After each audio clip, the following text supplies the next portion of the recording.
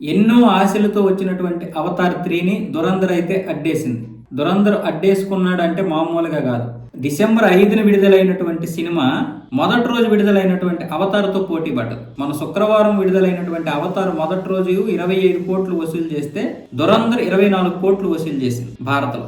అంటే ఏ విధంగా దురంధర్ యొక్క ప్రభావం ఉందో చూడండి. అవతార్ 2009లో విడుదలైనటువంటి మొదటి అవతార్కి మంచి అంటే ఒక అద్భుతమైనటువంటి ఒక ప్రపంచాన్ని చూపించారు ఆయన జేమ్స్ కెమెరాన్ గారు. అలాగే 2021-2022లో అవతార్ 2 విడుదలైంది. అది కూడా ఇంచుమించు $2.3 బిలియన్ వసూలు చేసింది. కానీ ఇప్పుడు అవతార్ 3 మాత్రం చాలా బోర్గా ఉంది. 3 గంటల 15 నిమిషాలు అంతా కూడా బోరింగ్ ఉందనే ఒక పెద్ద ఫీలింగ్లోనైతే ఉన్నారు ప్రజలందరూ. దురంధర్కి ఇప్పుడు ఆ కలెక్షన్లన్నీ కూడా వచ్చే అవకాశాలు ఉన్నాయి.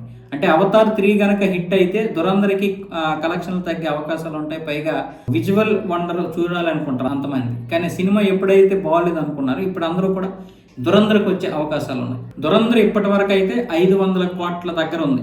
483-487 కోట్ల వరకు వసూలు చేసింది.